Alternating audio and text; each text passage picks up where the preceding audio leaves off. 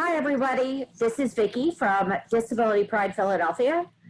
We are here tonight at Disability Pride Virtual PA, and we are really excited about this event. It's called Desperate Dan.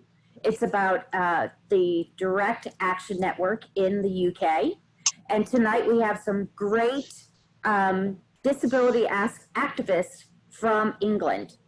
So the band I'm going to introduce at the moment, we all know, and that's Alan Holdsworth, who is the Disability Pride Philadelphia founder and really great friend I've been working with for almost 10 years now. So here's Alan. Hi, folks. This is so much fun for me because I'm talking to all my friends over in England who 25 years ago fought and won for the Disability Discrimination Act, which we know has problems. We founded D.A.N in 1993 after coming to America and talking to people in ADAPT like Wade Blank, Mike Oberger, and Babs Johnson. And when me and Barbara came back, we kind of realized that we couldn't do everything at once, so we focused on lifts and buses, which is just what ADAPT did in the 80s. But as we were caught up in the campaign for disability discrimination legislation, they kept calling us up to come and do some action. So a lot of the stuff you're going to see is about transport. We're going to be handcuffing ourselves to buses and trains. And the other thing I think we learned very much from people like Wade Blank was that, they taught us about nonviolence. And I think over the hundreds of actions that we did, from like 1992 to God knows, man, we never hurt anybody, but we got hurt sometimes. So I think that was a real kind of Gandhian kind of principle, because I'm saying that because what you're going to see in here is some fairly, what they call violent scenes, but actually the violence is being done to us rather than to us doing violence to anybody else. And I think the other thing about D.A.N is that it wasn't like an organization. It was a network. In other words, there was no board or management committee or treasurer or anything like that. And the other thing was that it was not, it wasn't something you had to join. If you wanted to do non-violent civil disobedience, you were in D.A.N. If you didn't like that, it didn't matter. We didn't want people who were in D.A.N who were saying, I want to join D.A.N so I can change it. D.A.N was about non-violent civil disobedience to get civil rights for disabled people. And so I just want to ask Barbara to explain a little bit about the private members bill that comes up in the first section, because I think Americans won't understand what that means and why we were doing what we were doing. Barbara? Hi, everybody. Yeah, in the UK, as you probably know, we have Houses of Parliament, and that's in two houses, the House of Commons and the House of Lords. And in the Houses of Parliament, there are more than 600 elected MPs, members of Parliament. And the way the system works is the way the parliaments work in most places, which is that most of the laws, most of the legislation that go to Parliament are government sponsored. In other words, the government decides what's going to become law in an election. They'll have put stuff in their manifestos, and at some point, some of that manifesto gets translated into law. But there is also the potential for individual MPs to introduce laws which are called private members' bills, and that's a piece of legislation that is sponsored by usually a single MP who's called a private member. And in the UK, in the early 90s and late 80s actually, we had 13 attempts to introduce anti-discrimination legislation through private members' bills. We had some MPs that were allies to us as disabled people, and they tried to introduce anti-discrimination legislation, which we didn't have. And it all failed. It was rejected because the other issue about private members' bills is quite often they don't succeed. And if the government's not interested in putting it forward and allowing it to go through, it won't get enough parliamentary time, it won't get discussed, and it just falls. And that's what happened. So we were stuck in a situation where we had 13 private members' bills introduced and none of them succeeded. And at that point, we were getting really mad. I mean, we were saying it's not possible to continue with no laws that protect us as disabled people against discrimination. And so the first part of this film is about exactly that. It was a private members bill which we thought might fail, and so we had an action.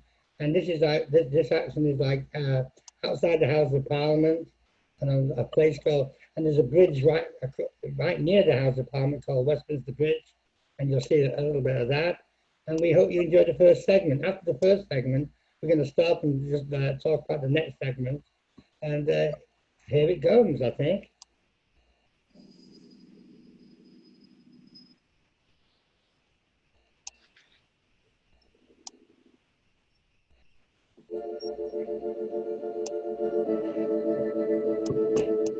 D.A.N is a piece of history waiting to happen, because we, that is disabled people, are denied the most basic human and civil rights. We cannot get mainstream education.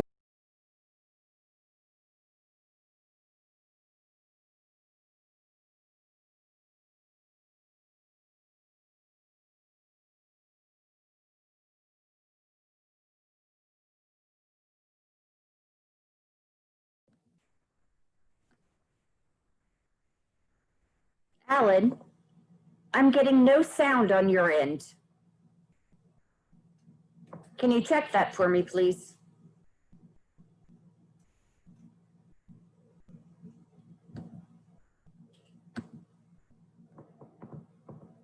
Alan?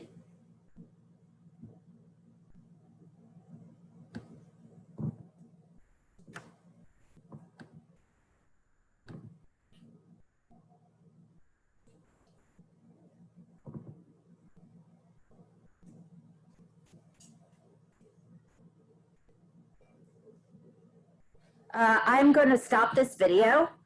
For some reason, I'm not getting Alan, and I will pull it up on my end.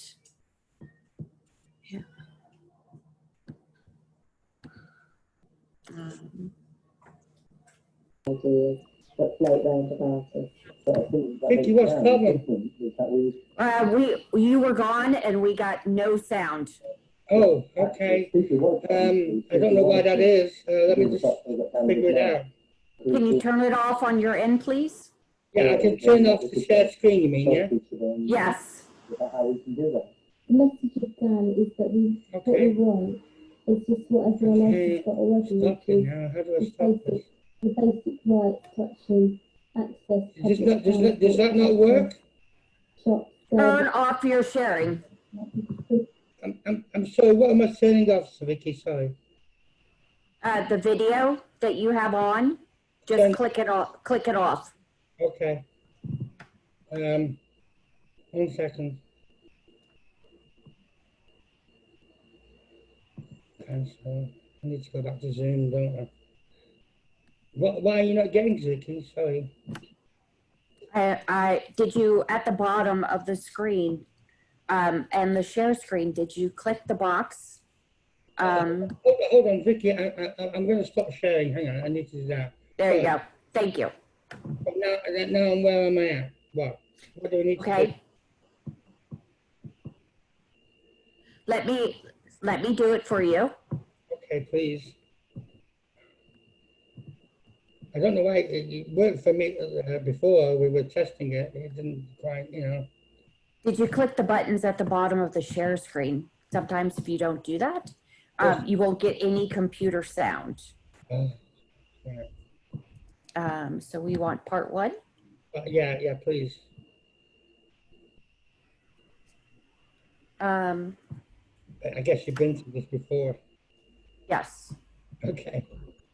Sorry about that, Vicky. That is okay. Here it comes. D.A.N was a piece of history waiting to happen because we, that is disabled people, are denied the most basic human and civil rights. We cannot get mainstream education, we cannot get jobs. Many of us cannot even vote because polling stations are often not accessible. Since 1982, 14 bills that have promised civil rights have been rejected by government. The situation is so desperate that we formed D.A.N, the Direct Action Network of Disabled People. The proposed legislation of this government only advises against discrimination. It can't and won't work. These are extracts from D.A.N's diary of 1995. It's been a busy year.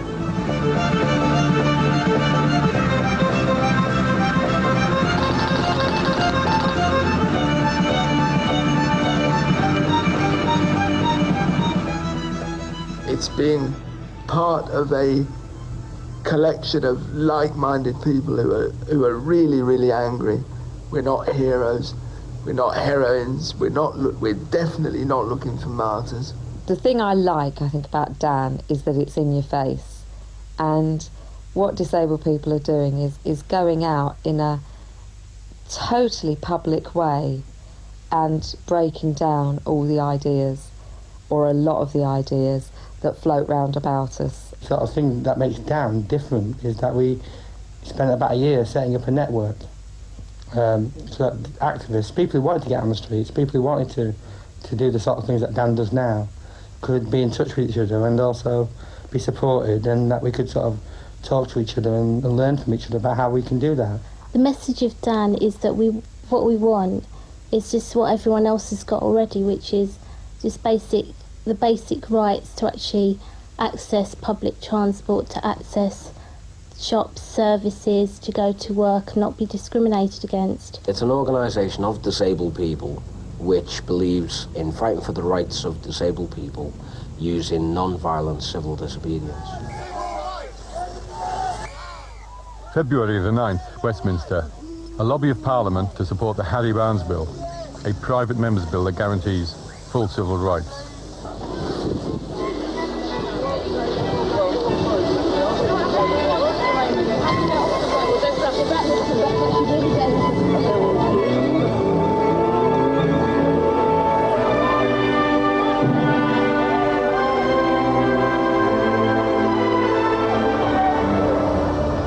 General public actually gets to supporting us in a really concrete way by pressurising the government, by making sure we get our legislation, then, you know, that's when it stops.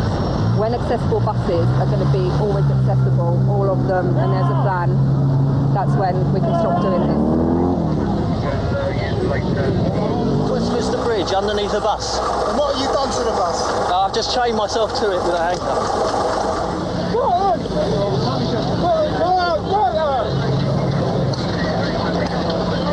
I'll tell you what, you ain't got no sympathy from me, because all you're doing is bugging everyone else's life.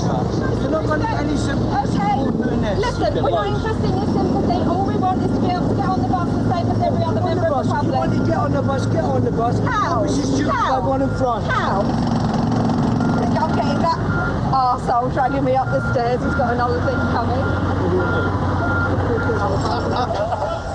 Yeah, as I say, I feel sorry for these people having to come out in this kind of weather to demonstrate for equal rights. I think as British subjects, they should be given equal rights no matter what their status. What do we want? Civil rights! What do we want them now? That's the only way we're going to get the legislation that we need to mean that we can live the lives that we need to live.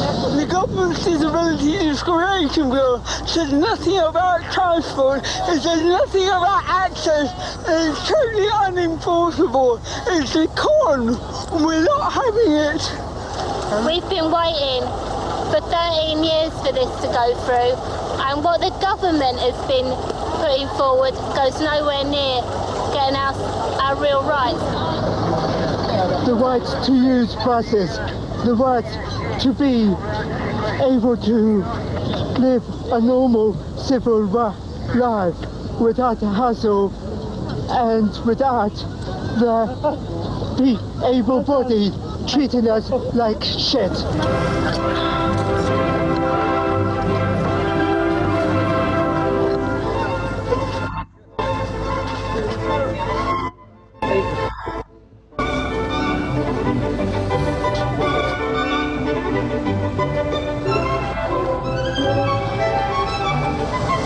Can't you just put petitions in and things like that now?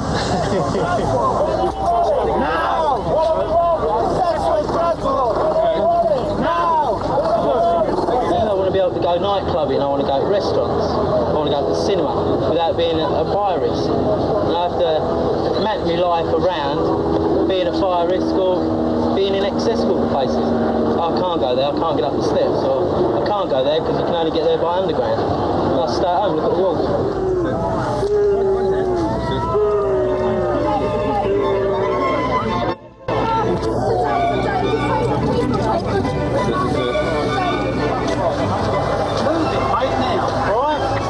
I appreciate you've made your point, that you've had your protest, but you can't stay here all day. Do you understand? Get out of the road. Don't stop like that. Get out of the road.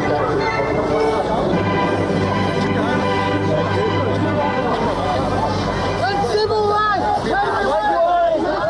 We're extremely angry. We are not weak, and we will never be seen as weak again. That's why we're right there. We want to show people that we have been angry a long time, but because we're disabled, we are not going to be seen as weak people. We've been passive long enough. Now's the time.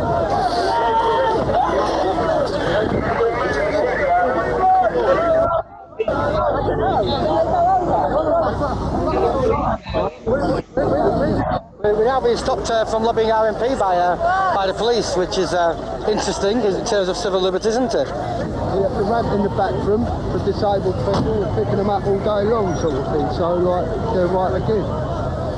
Plus, if they can pay 13 million for Churchill's papers, I'm sure they can give these people a few quid to help them out.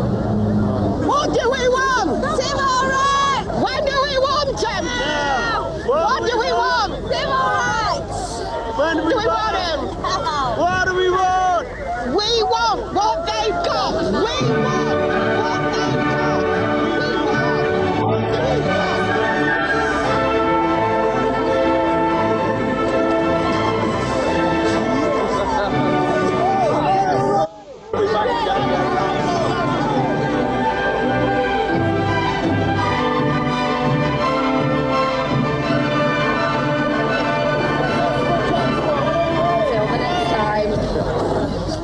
I didn't have any civil rights.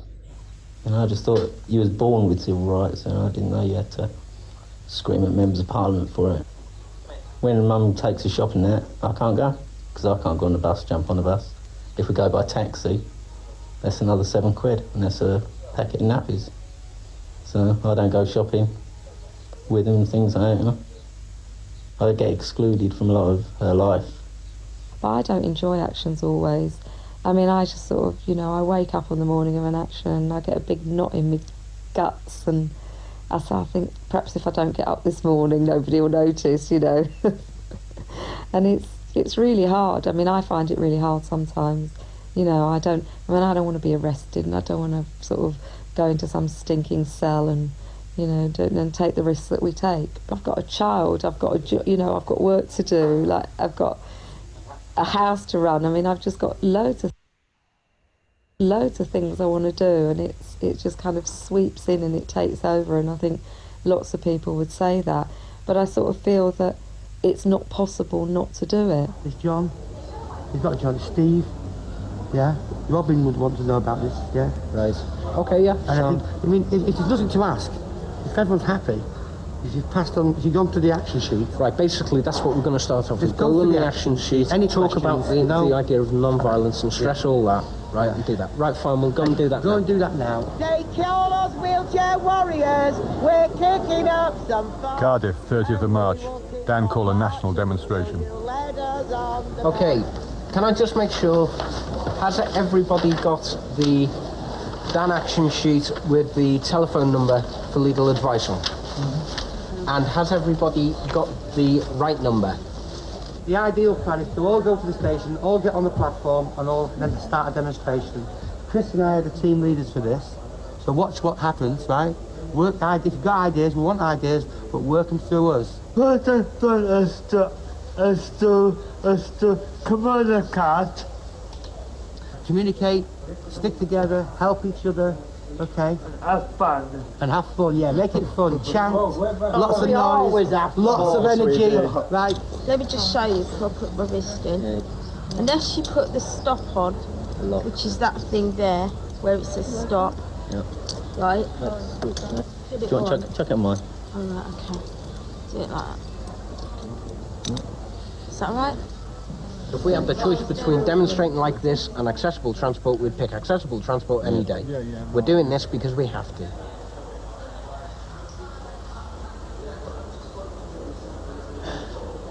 Every time it's nerves. It doesn't matter how many you go on, you still have that little churning. Is this one going to be the one where it all blows up and it doesn't happen? But it won't be. So it's good. I like it. It's one of my favourite moments in life is when you get that little bit of nervousness. When you're sort of safe and you're too relaxed, that's great, but this is even better. It's just that little bit of an edge to your life. March 30th, Queen Street Railway Station, Cardiff.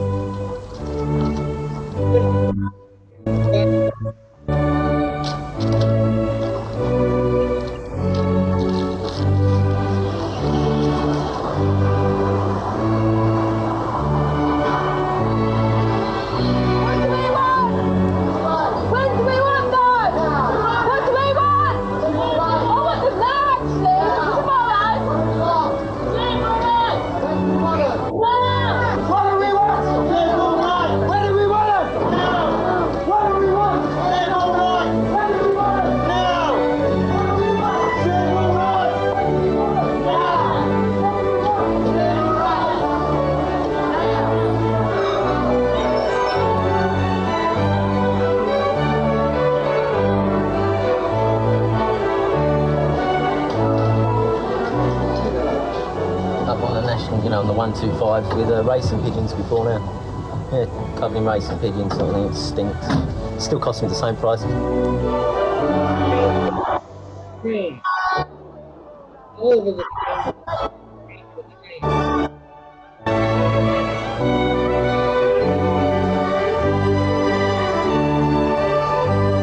We don't have a choice about whether or not we can get on this train to go and get anyone, so that's why we have to do this. The only thing I'm afraid of is somebody's going to get hurt. Someone's going to get more injured than what they are.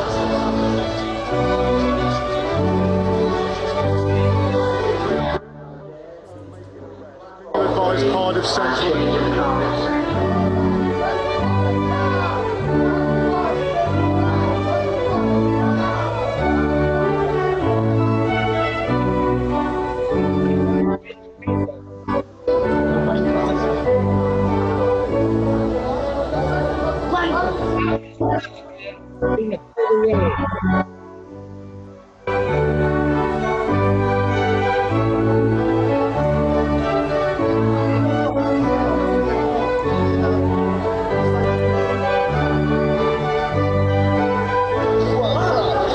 Someone a win? No, it's...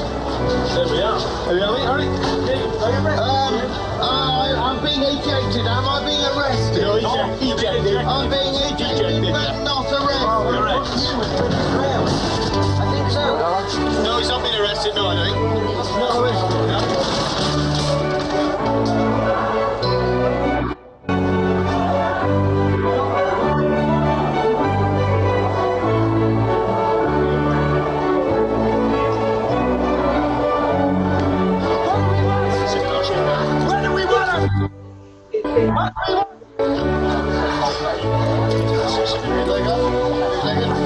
What do we want?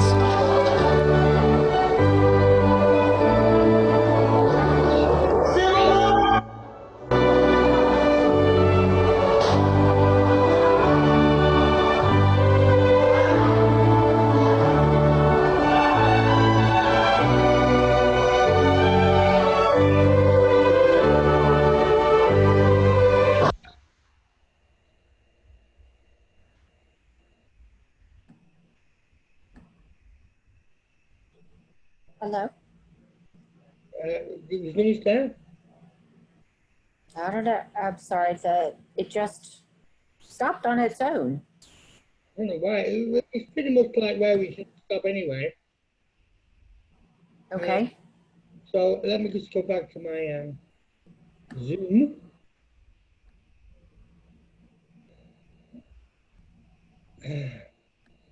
Can you see me and hear me? Yes. All right. Yeah. I'm.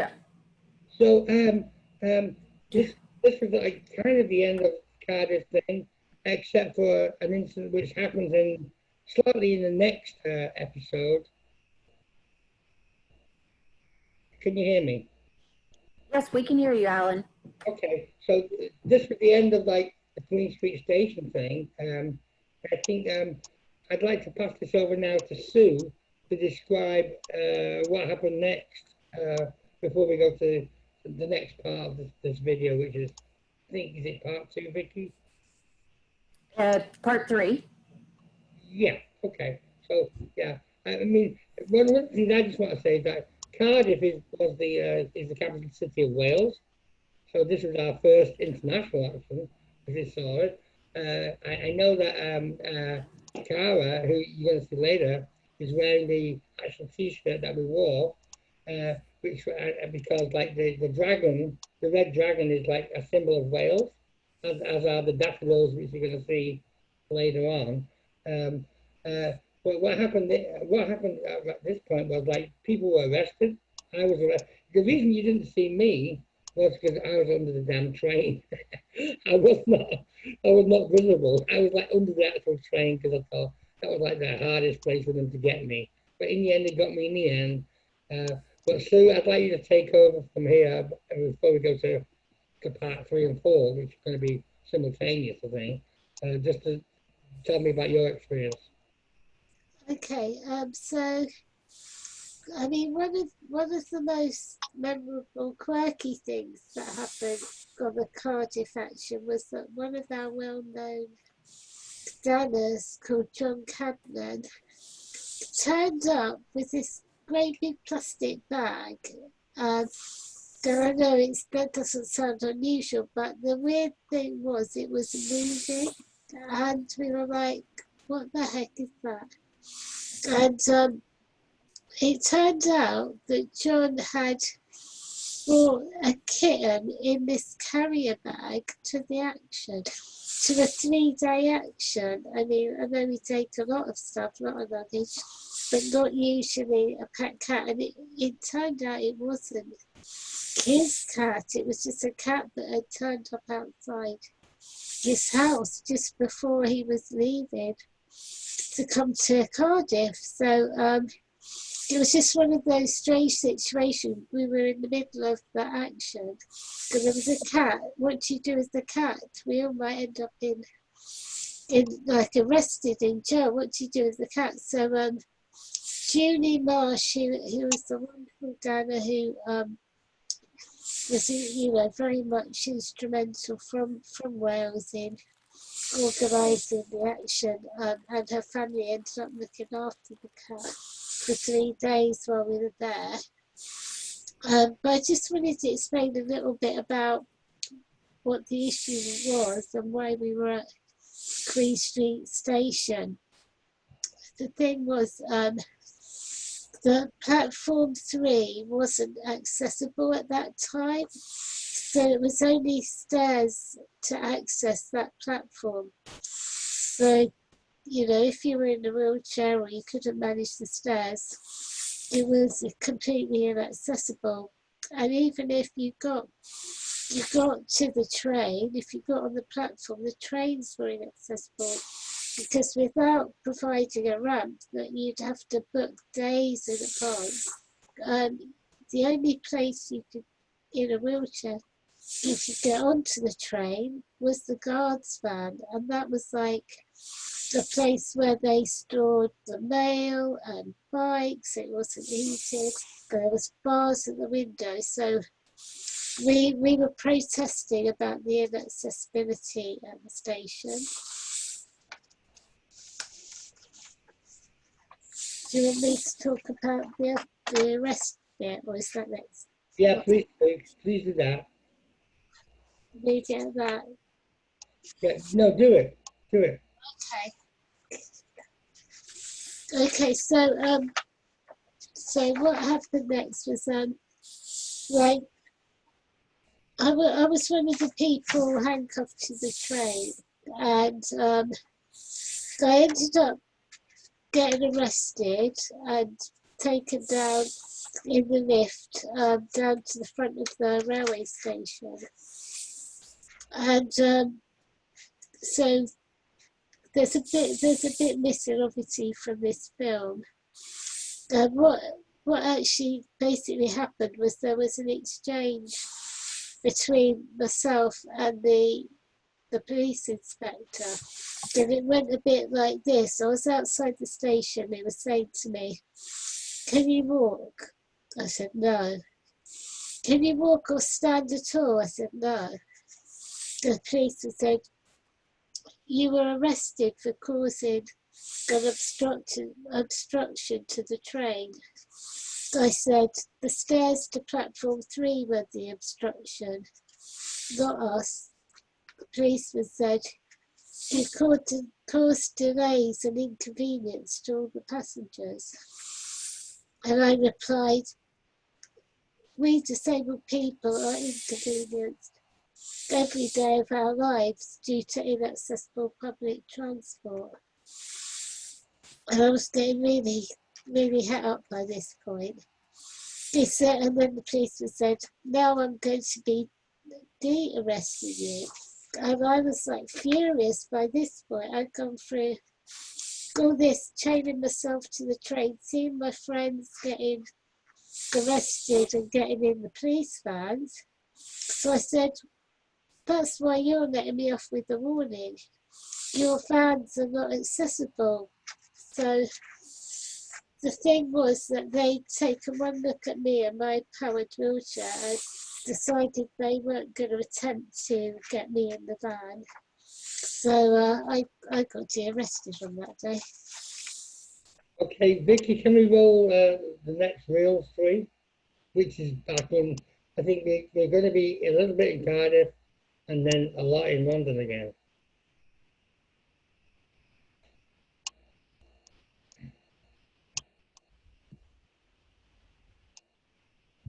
Going back? That is why you've let me off with a warning. Basically, we're moving from here, we're going to march up, and we're going to go to the police station. I won't.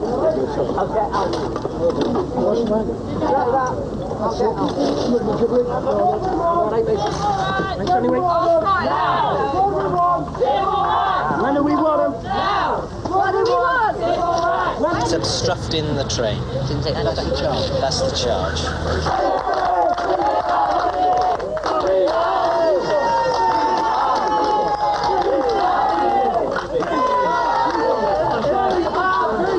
We've been charged with causing obstruction to the train under an obscure act in 1827.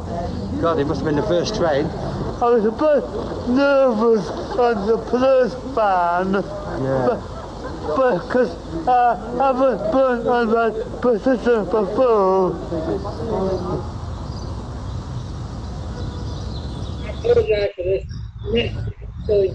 That's the panic of burnout.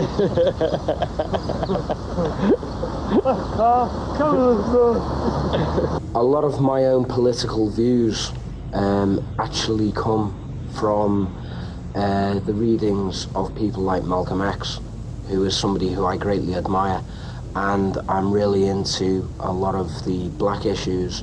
And I think that because the disability rights movement is a very young civil rights movement, we're having to learn off the other civil rights movements. I think for the same reason that Martin Luther King was driven to that, because what they'd found was that it didn't matter how polite you were and how reasonable you were with people, that what you hadn't got was people's attention. There's a whole history of anger, frustration, humiliation, just sort of sheer wanting to scream at so much that happens to disabled people that non-disabled people actually find it very difficult to conceive of, because often they're at the kind of delivering end of it. That's my word as well.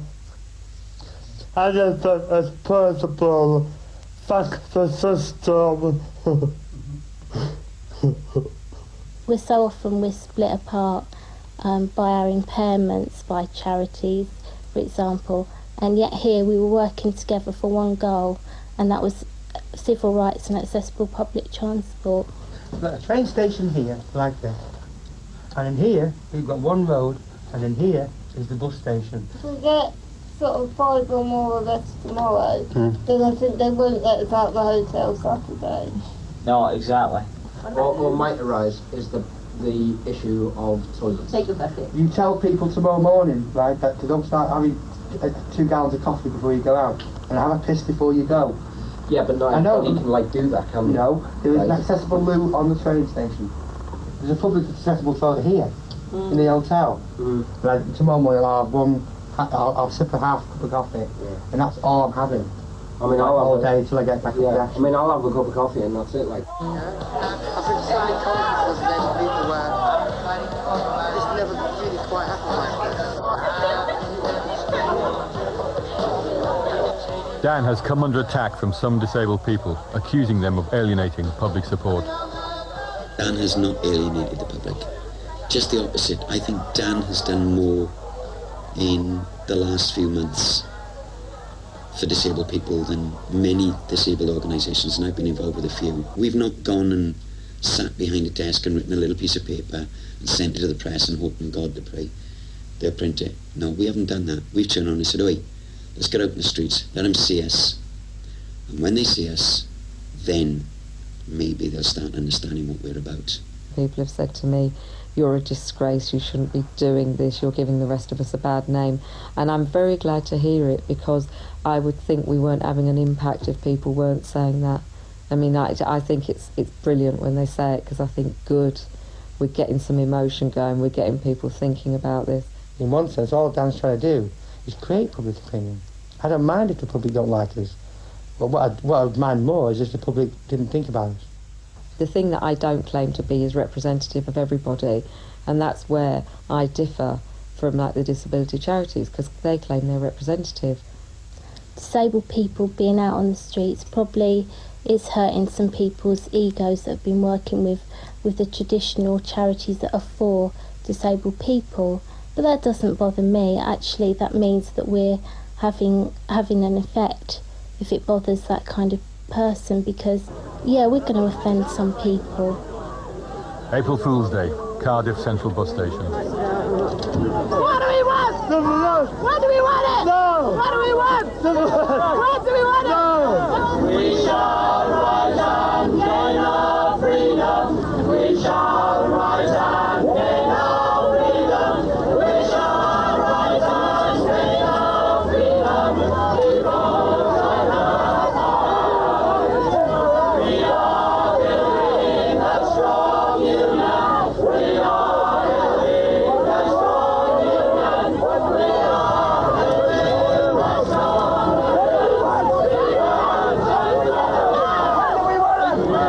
Only in Wales, eh?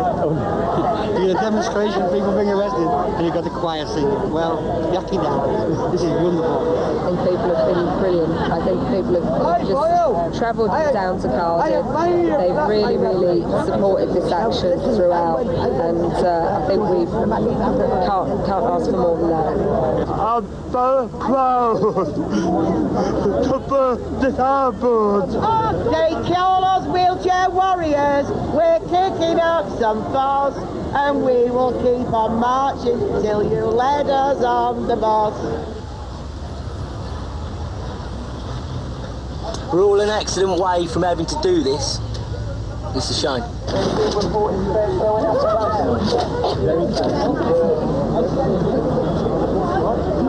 That's my fan club. You get arrested, mate. They just pull you out. I reckon they're wicked. Yeah? Yeah. They basically want like lifts to get up on buses and that. Yeah. I reckon they're brilliant. I don't like what we're doing, but you know, you've got to do it if you want to get somewhere, you know? Yes. Yes, all of us do. Yeah, we do support them. They've got a very valid point. I'm 19, so, you know, I've had to go down the career service, get a job and that. the career service says welcome to all, but it's upstairs and there's no lift. I support them 100%. I think they got a good point. Because all I want is like for young children who are disabled or people who have car accidents and the rest of it when they're older, not to have the problems we've got, not to have the name calling and the prejudice and the lack of access to services. Right, you two people in the jail, so that's where we're going. Eddie and Lance, free our people now. Free our people! If disruption's the only way we can get the people to listen to us, then disruption they'll have. And it'll get worse before it gets better. That I can assure you. Because each time this demonstration takes part, more people join in. We all march back together, so either we can march from the jail, I will go that way, or you can bring them here and we'll wait here for you. Which you would like to do? Yes, I support them, but I just don't think this is the way to do it. Hey, two people were arrested earlier on.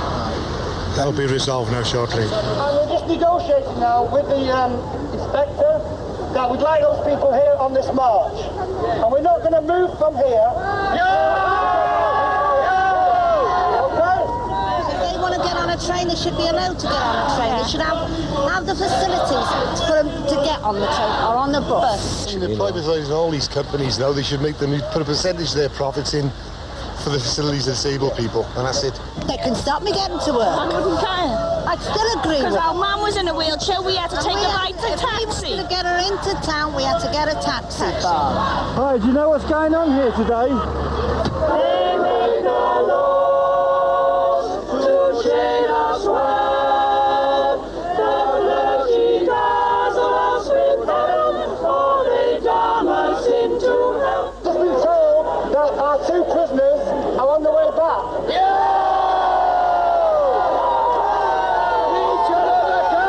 And last time I came here, I was really oppressed, and now I feel really liberated. It goes to prove that disabled people can organise themselves. Well, personally, it's done me great. It's certainly done me great. Well, you certainly feel empowered by the whole situation. Because you have disabled people acting en masse, so therefore, you know, any group like this is stronger than the sum total of its individuals.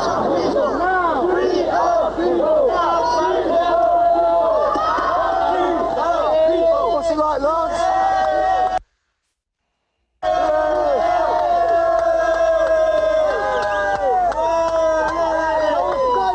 Are you happy to be back, Lance?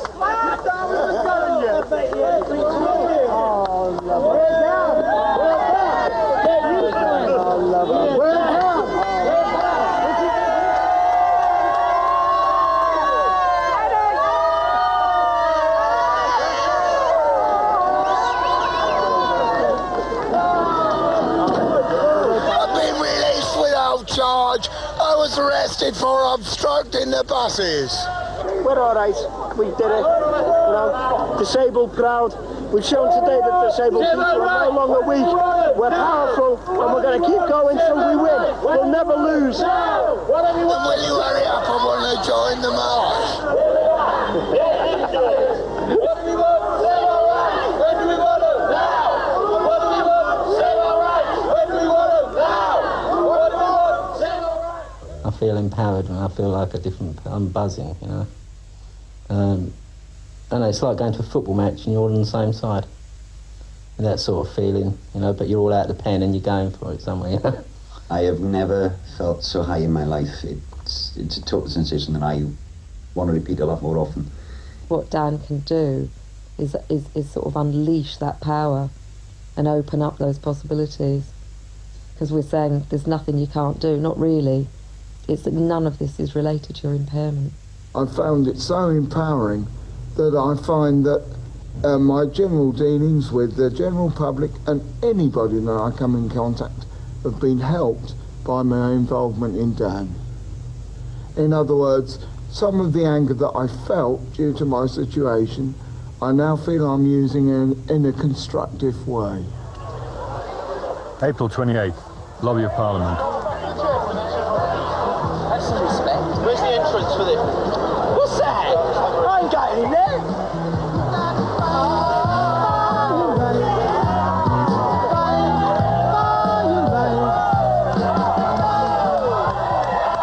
said, Dan, you're trapped. Get used to it. Right to a mainstream education, the right to an end to segregation, the right to go from A to B, the rights that set our people free. We want what you got. We want what you got. We want what you got. We want what you got. Hey, that was great. So I'd just like to introduce more people into the panel now who are going to answer questions about D.A.N and direct action. So if you can, Vicky, if we can unmute everybody just for now, so that we all kind of like see who we are. And I think everybody who is going to be on the panel was in that film. That's a great role, that's the next 10. And Vicky, before we go any further, has anybody any questions that we should answer straight away?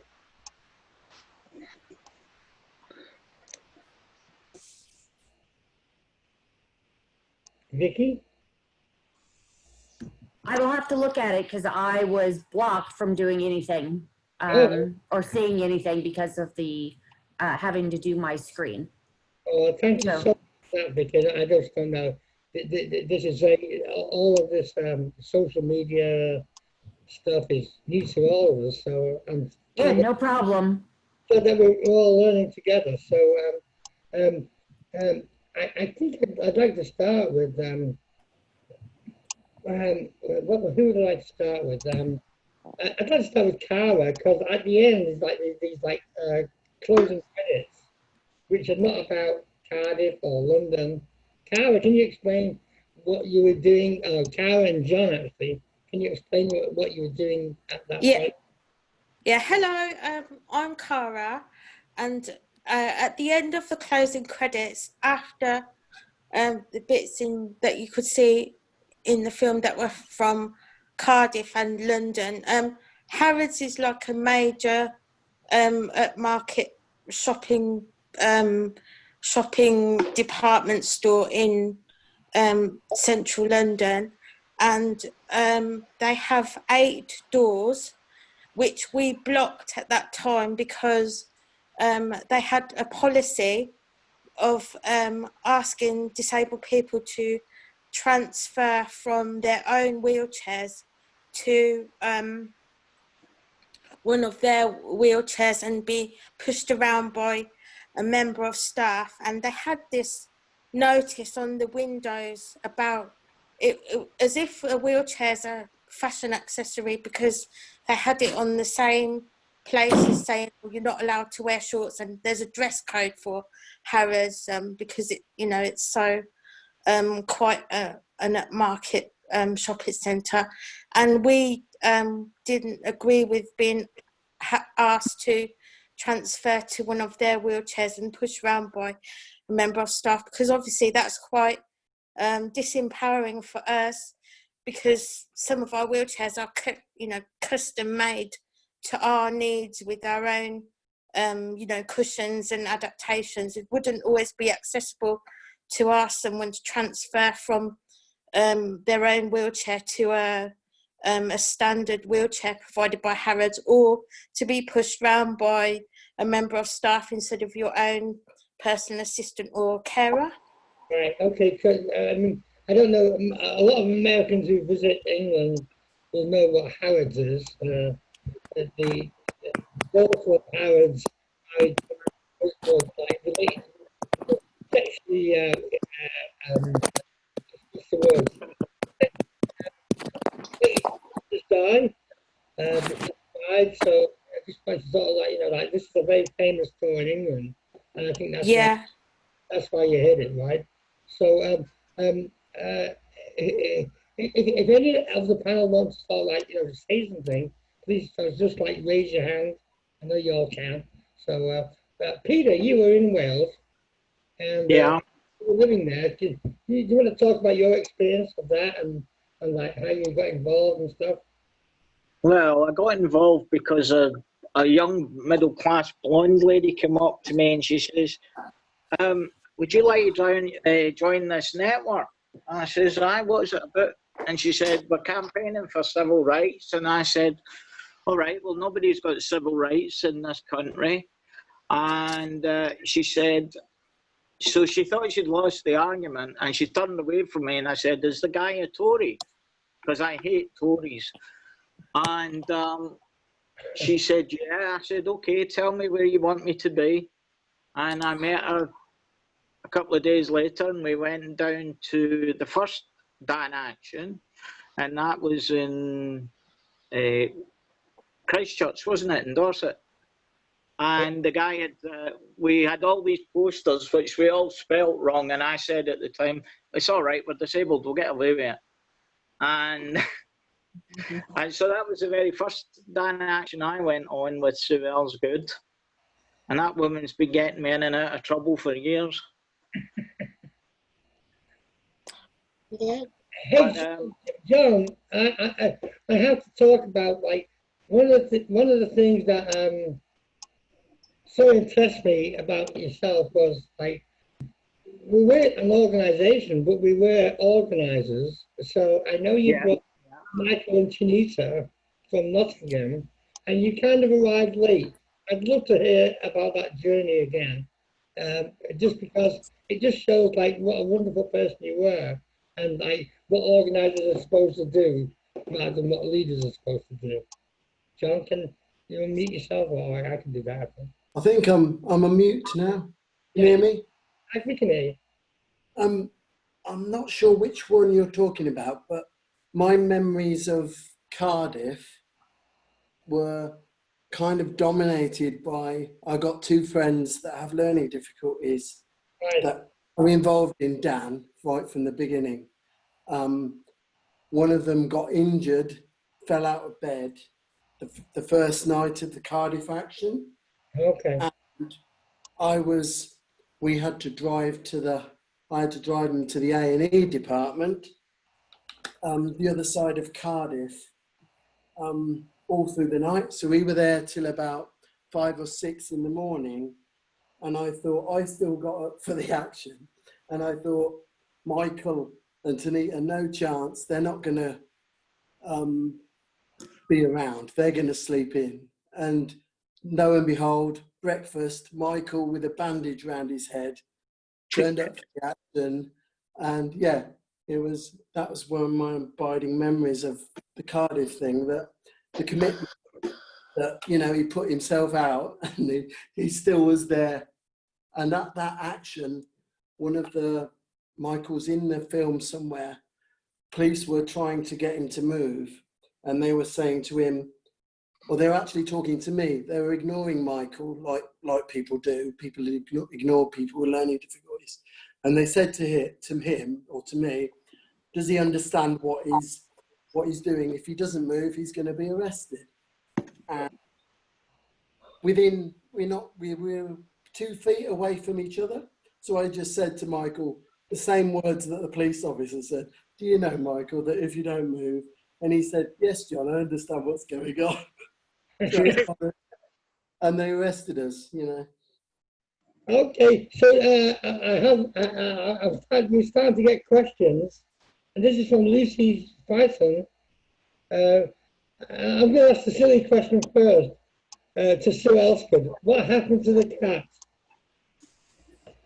Yes, well, obviously Julie and her family looked after the cat on the action, but then John basically took the cat back.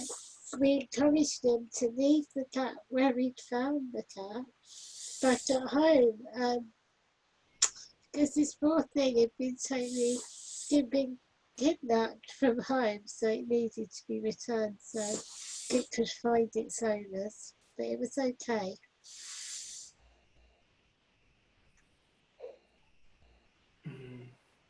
My next question,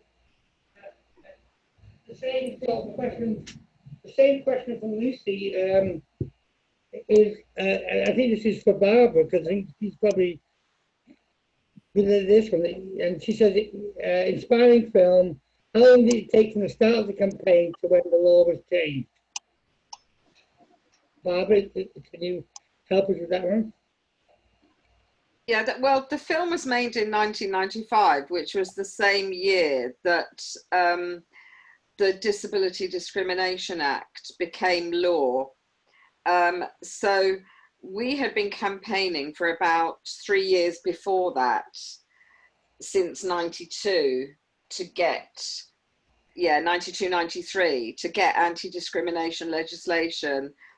And what was then a Conservative government, which was surprising because, I mean, the Conservative government is, it's their equivalent, I suppose, is the Republican Party. And they had shown no interest at all in any issues around disability rights or making any changes. So when they introduced the disability discrimination bill, we were really surprised, and it did become law. But what I think we all agree is that the Disability Discrimination Act was not the law we were asking for. It was a sort of pale imitation of what we wanted. It was weak, and there was very little. There were no means really of enforcement. Individuals had to take cases to enforce the legislation, and so it wasn't what we wanted, but we saw it always as a starting point. And the Disability Discrimination Act doesn't exist any longer. It got absorbed in 2010. It got absorbed into what's called the Equality Act, and the Equality Act covers all the different groups. So it covers race, age, sexuality,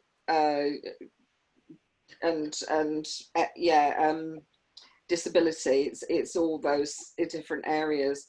So we don't have a specific act again on sort of disability discrimination anymore. And a lot of us think that becoming part of the Equality Act weakened the act yet further. So we're in a situation, I think, where some things have changed for the better, but a lot of, in the last, I would say, 10 years, things have become very difficult again for disabled people, because we've got a government that has been punishing disabled people for being disabled, and putting measures in place that really beat disabled people up. Basically, it messes with people's benefit, and it's made life hard. So I think, I'm sorry, I'm trying to adjust my microphone, so I hope I'm not killing people. But I think, Barbara, would you compare that to the ADA as we're celebrating the 30th anniversary? I mean, is the ADA and the DDA similar in your kind of? Well, no, I think we always thought that the ADA was a lot better and a lot stronger as a piece of legislation. I think, we were disappointed with the Disability Discrimination Act. It wasn't what we wanted, and it didn't, it did not really address the issue of our rights. The main part of it, when it was introduced, mostly the cases that came through were about discrimination in employment, and people got trade union support when they took cases, because if you as an individual tried to take a case, it meant you had to find money to pay for that case, because it's civil law, not criminal law, which basically means that you have to pay to take make a legal challenge. So I think that the ADA was always a better law than the Disability Discrimination Act. So I'm going to ask Carlo a question now. Carlo, I mean, you were part of this, you were on the film 25 years ago. How do you feel then? How did you feel then, and how do you feel now? I think then, as I said on the film, we were a group of like-minded people, like-minded activists who were really up for something. And what we were doing, it just had to be done. It simply had to be. And looking back at it now, I'm still so proud of having been part of something so big and still for changing things. I mean, to support Barbara, I think what we really wanted was like a Bill of Rights. But even at the time of doing it 25 years ago, we were changing something, and there was power there, definitely. That's what I feel about now looking back on it. But it was something that simply had to be done. Okay, Vicky, I think you've got some questions from other people now, so let's go to them. Vicky, if you can. Sure.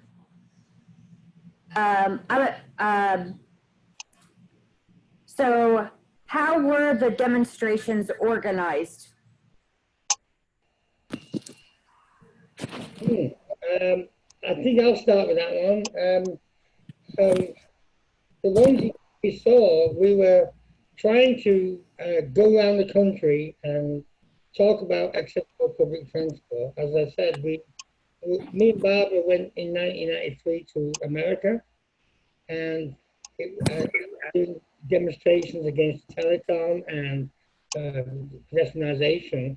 And we were invited to America by Mike Oliver and Wade Blank and Barbs Johnson and Mark Johnson, who's thank God still with us, to look at what ADAPT was doing. And when we came back, we kind of like modeled down. We modeled down on ADAPT, you know, to some people who disagreed with like the structure. It seemed a little bit military, and it was a bit military because we had day leaders who were like the central group, all leaders who gave information, which basically was an information structure. And then it was like we learned so much from ADAPT about like focusing on one thing rather than everything. So in 1992, I think, Barbara, you can correct me if you want, we went to Ashwellthorpe after the telethon because we had lots of people who wanted to do more things after the telethon demonstration, which was very successful. And we tried to decide what we'd like to do. And there was like, it was a very close decision. It wasn't like a slam dunk. People wanted to do civil rights, people wanted to do benefits, and we wanted to do, after coming back from America, just focus on transport. So at the end of the day, we won and we focused on transport. That's why you see a lot of buses and trains being handcuffed to. But at the same time, the DDA was, as Barbara was saying, was moving. And so it seemed pretty obvious that we could catch buses outside Downing Street, where the Prime Minister lived, on Parliament Square, where we did all the time, to make the point that we needed like civil rights, civil rights legislation. Right. Okay. The next question is, let's see. For Barbara, how did you change your own perceptions of inaccessible systems and structures? What, me personally, or yes? Yeah. I think that the more you spend time with disabled people, the more you realise that it's not, you experience your own barriers as a disabled person. So I've got a mobility impairment, but as you spend more time with disabled people, you realise how many structural barriers there are and how much institutional discrimination there is that's, just embedded in how things work. And the default position for how society works is that disabled people are excluded. And so the more I experienced it, like for deaf people, for visually impaired people, for people with mental health issues, you know, I began to realize that there are different impairments, but the common ground is that we're all experiencing the same type of discrimination and the same kinds of social exclusion, you know, and it's always, it does really open up the realization that there's a hell of a lot more people that are affected by this, the levels of social exclusion that you've been experiencing as an individual, which is, you know, which is where movements come from. We begin to form movements because we realize we have common ground.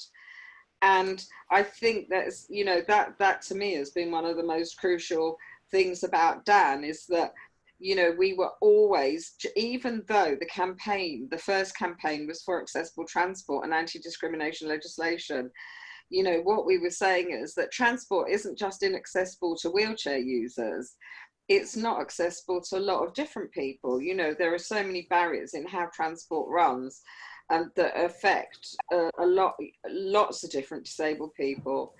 So I think that you spend some time around people finding that out, and you start to put that into how you organize the campaigns and how you make decisions.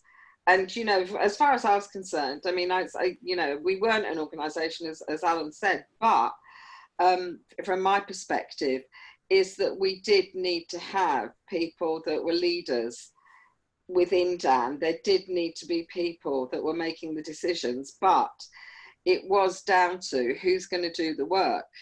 And so it was anybody that wanted to come in and be part of it, come along, but you've got to get stuck in, you've got to put the work in, and you can't just sort of, you know, be on the edges and turn up occasionally. It was, you know, we know that when you have campaigns like this, you basically throw yourself in at the deep end.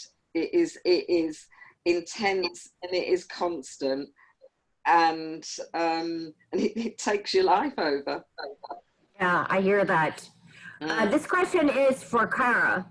What still needs changing?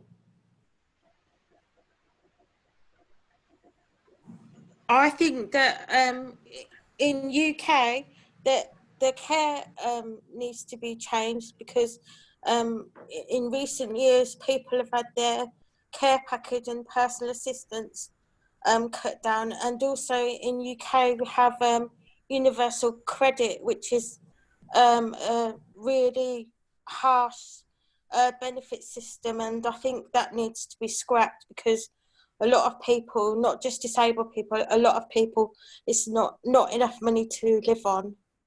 And the way they hand it out is really oppressive. And also there's harsh benefit systems to do with PIP, which is called personal independence payment, and the way that is administered by private companies doing assessments, people that don't really know about disabled people's lives, disabled people are having assessments done on them, and the results are inaccurate, and as a result the disabled people either don't get the benefits that they're entitled to, or they have to appeal it when they shouldn't have to appeal it. Okay. So I think those things still need changing. Oh, okay. Thank you so much. That's okay, you're welcome. The next question is for Peter. Yeah. Why do you think things still haven't changed and gone as far as they should have? Well, I think it's slightly different here in Scotland. In England, for instance, they had an independent living fund, and the government scrapped that in England, and that's made it much more difficult for people to be fully integrated with the community, though we never really were. And let's not say the ILF was the be-all and end-all of everything, but here in Scotland, the government still has an ILF fund, and it actively encourages people to apply to it. So I've been telling people for years, because I've been back in Scotland for 17 years, that they should come back here. We still don't have civil rights overall Britain, but you've got to remember that Britain's devolved, so we have slightly different governments. But the reason is because, unfortunately, I think a lot of us got very, very tired fighting the campaign, because that video was 25 years ago. And I think one of the things that happened is we weren't able to defend our wins as well as we maybe could have. And I don't think that that's a criticism. I just think it's the truth of what happened. Everybody got exhausted. Everybody got moved on and took part in other political campaigns that had a disability part to them. That's great. So Lucy from the chat asked, are there any new campaigns being planned to highlight disgraceful cuts to social care? Sue, do you know? Yeah, I think there are. I think D.A.N, Disabled People Against the Cuts, in the UK are very actively campaigning against social care cuts as well as welfare cuts. And there's also another, like a network of deaf and disabled people's organisations, which has been formed about 2 years ago, and I think that's going to become a really good campaigning force in the UK. It's called ROFA, Reclaiming Our Futures Alliance. So yeah, there are things planned. Obviously, we've got the pandemic at the moment, which is making us reimagine how we do our campaigns and protests.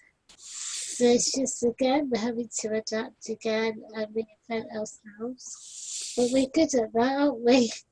We are a bit, yeah. Yeah. So we do that all the time. But yeah, we are campaigning, we're still campaigning on that. That's great. Somebody wrote, whose arse do you think still needs kicking?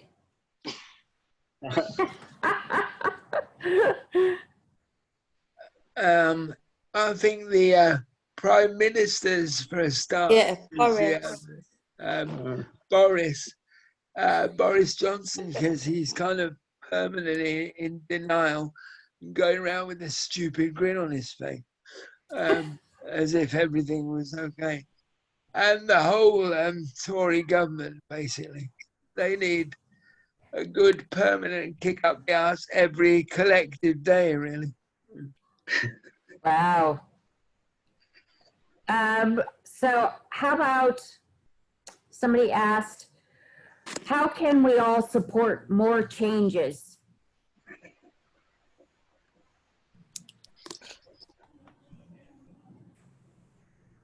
Should we have more meetings like this online? Because we can't go out much at the moment because of the pandemic, although they have just started to relax the social distancing over here. But maybe some of the way forward is meeting online first. That's great. I'm loving virtual virtual socialization. I think we have to remember why we do stuff at all, why we do it even in a really wide sense. We have to remember community. We have to remember that we're together. We have to remember inclusion and just concepts like hope and not hate, that kind of thing, and work together.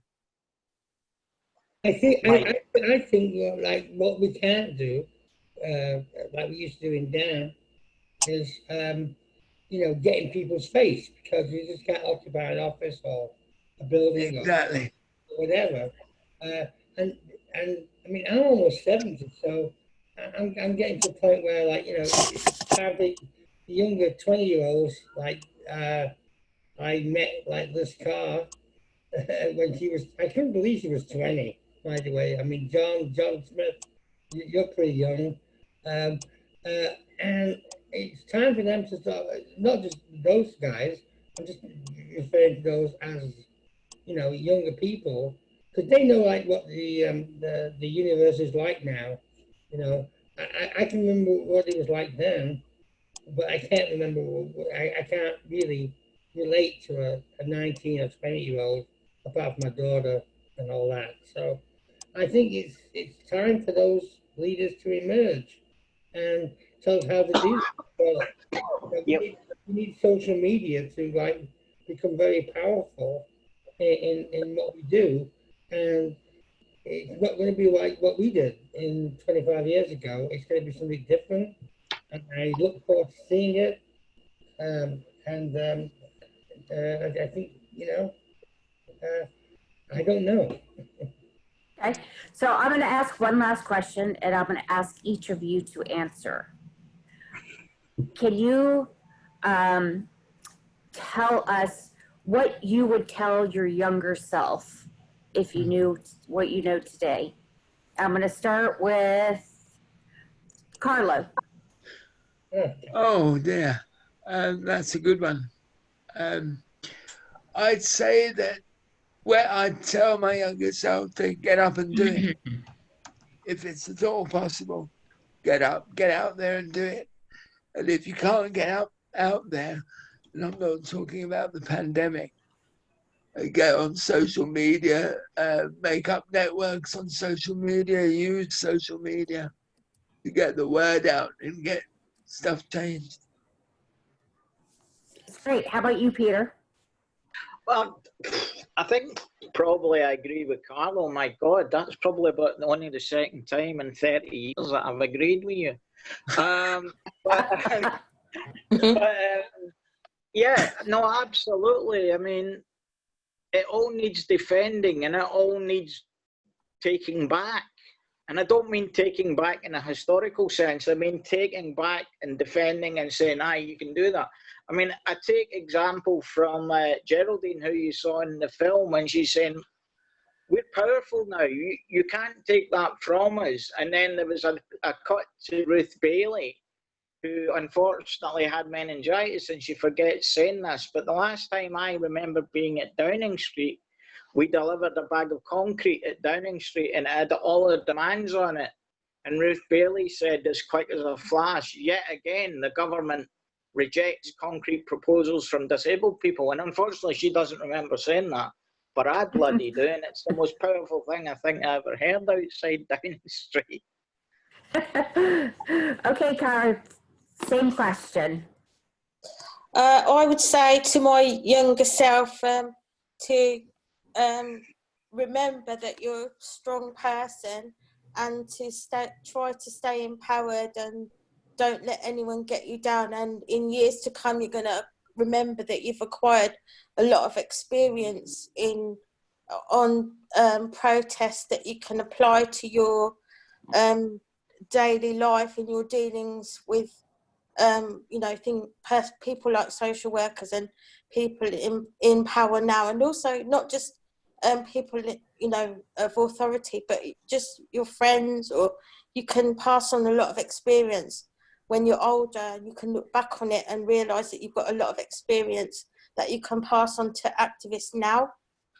Yeah, thank you. Okay, Barbara. You're welcome.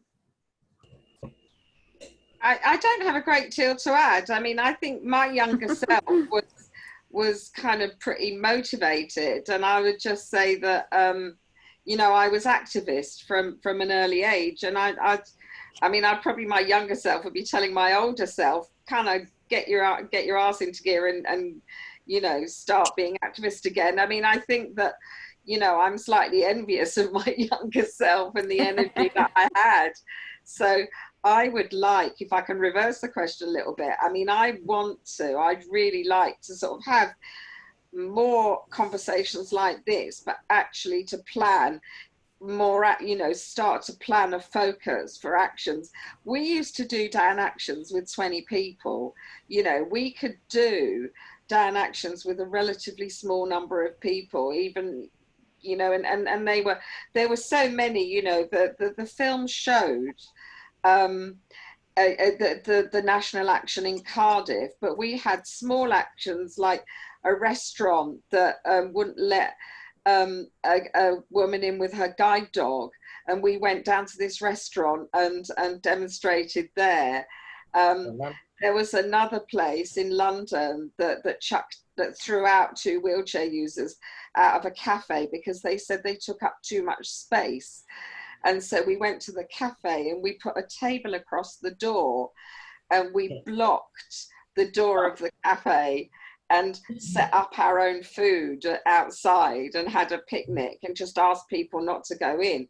And that cafe, for several hours lost all their business.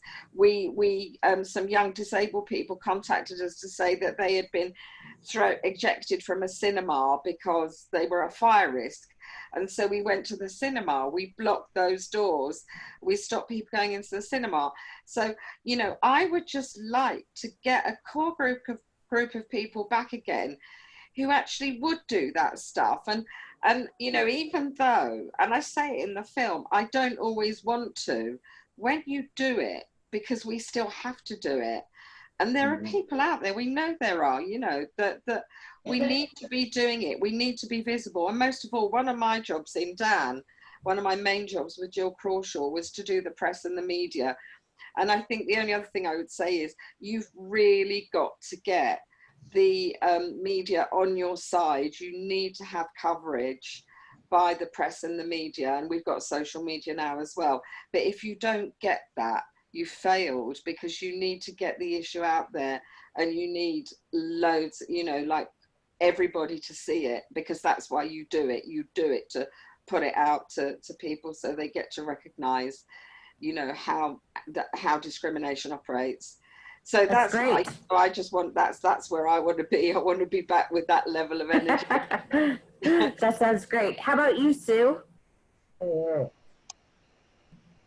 I think I would say to my younger self, have more confidence, believe in yourself, and I think I was very much coming from a background of like the segregated special education, and so I had quite low, I probably still have self-esteem, but I think obviously being part of D.A.N and doing protests, obviously need to build my confidence, and I would say I would tell my younger self to, connect more with other movements, with other people who are experiencing discrimination and oppression, and work together as a community. That's great. Yeah, we had a comment here from Toby in the chat that said he's 27, he wants to join and help. So is John there? All I see is this, it looks like his ceiling. I don't see him. Toby, I've just given you an email address in the chat. So I'm not Hold on. All right, out. Hold on 1 second. There we go. Can you hear me? Yes, we can hear you. Could you answer the same question for me? Yeah. I think what I would tell my younger self is about the power that I got from D.A.N, from an action never goes. I can always tap into that. Once I've done one action, been arrested once, you can never go back from that. And I can always find that strength when I need it. And I would want to bring that feeling of feeling powerful to other people, to share that power so they can feel the same way that they are not, that they still have the power to change things. That's great. Thank you so much. So we're going to give the question to Alan, and you can wrap this up for us. I thank you, everybody. Thank you. Thanks, I'm going to let Alan answer the question, and then you can wrap this up for us. Well, this is Disability Pride Month in PA. I'm so glad. Well, I'm not glad it has to be virtual. So it's great that we can talk to people from England and other places all over the world. And I just want to start off by saying, for all the panelists, who are my dear friends, just how proud I am of you guys. I need to say that because it's just so cool to be able to do this. And we're going to do this again. We'll have a down reunion very soon and just talk about the old days.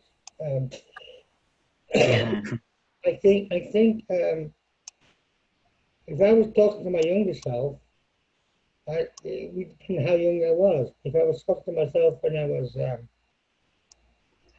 being bullied in school when I was 13, I would say you got to get out of there and go down to Manchester Central Library and just study there, which is what I did. If I was talking to myself as a shy 21-year-old, I'd say, why do you feel like you're not attracted to women? Because I'm heterosexual, and I would be having that discussion with myself. When I was 29, I would be saying, well, you're fighting racism, you're fighting sexism, you're discovering how to fight, heterosexism, as it was called those days. Why are you not involved with disability? And it took me like till I was 36 to understand that disability was a civil rights issue, just like all those other issues that I'd already fought for. So that's when I understood that Gandhi, Mandela, and myself had the same headset, and we all had the same headset around disability. And it was because of that, and because of meeting people like Mike Oliver, and being with Barbara, sitting in a little office with a little library of books of everything, like from Finkelstein, and I just sat there for like 6 months and read. But at the same time, even before I'd come to Barbara, we'd done an action in Chesterfield with Ken Davis, who's, I think, my last guru. In other words, a guru is somebody who, if they say do it, you do it. If you say think it, you think it. And Ken Davis was the only person since then I've actually just never ever challenged what he ever said. So speaking to my younger self is like that. My younger self is like about probably 40. And if I was to talk about that, I would say I don't regret a damn thing, and because I met so many people like all you on here, and all those folks that we've seen in the film who we shed a tear for because we know they died. But they died as activists, most of them. They all died as like fighting fucking activists. And I celebrate them. And I am never, ever going to be not proud of you guys for being in D.A.N. And it really is probably the biggest part of my life. I'm getting pretty old now. So I'm now just trying to get like disability history education into the mainstream curriculum in Pennsylvania. But I know some of you like follow what we're trying to do. And, with all the stuff that's going on, I just try to pick a little issue, like lifts and buses, rather than trying to solve the whole damn world. So at the moment, I'm trying to get disability taught in every school in Pennsylvania. It's not a big deal, but then lifts and buses wasn't the whole DBA and never will be, but there's a whole lot of other things going on. So to wrap us up here? Yeah. One more thing, please, Vicky. I just want to say I do love y'all, and I don't know. This is hard. It's been a beautiful program, and if I was young, my last thing is maybe I wouldn't have smoked and drunk so much, because you know, if I knew I was going to get to this age, I'd probably taken back care myself. Well, thank you so much. And thank you all for joining us. This is a great conversation, and I would love to be a part of some of those other conversations that you guys have. So we are here. We are live on Zoom and on Facebook. So we want to thank everybody who joined us. And we just want to say, enjoy yourselves. We're disabled and proud. And we will see you all soon. Thank you. Thanks, Vicky. It's great sharing. Thank you. Thank you. Hey, bye. Thanks very much. Bye. Oh, there's another thing I agree with. Thank you very much.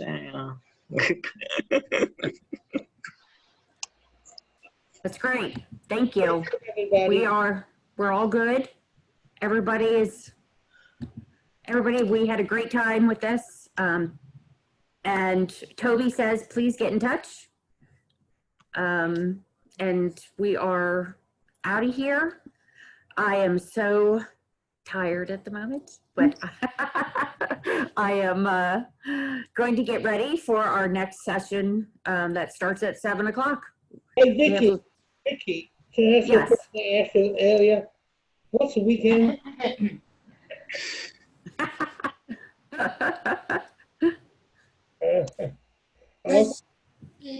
Love you.